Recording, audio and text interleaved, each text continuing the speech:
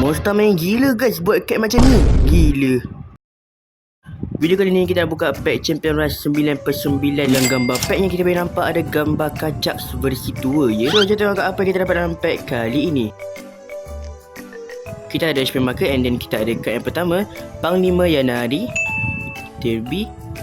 Next kita ada Berlian, nice.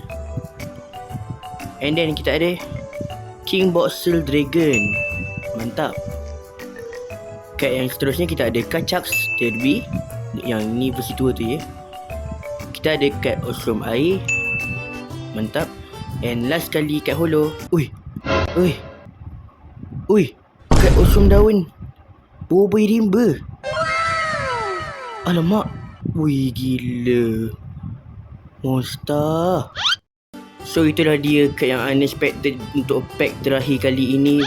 Selesai sudah unpacking pack Champion Rush untuk siri kali ini. Cuba korang komen kat bawah kad yang mana paling korang suka dekat set pack Champion Rush ni. Kalau korang suka video ni, jangan lupa like dan subscribe. By the way, kalau korang tengok full video unpacking pack Champion Rush, korang boleh tengok link kat bawah ni.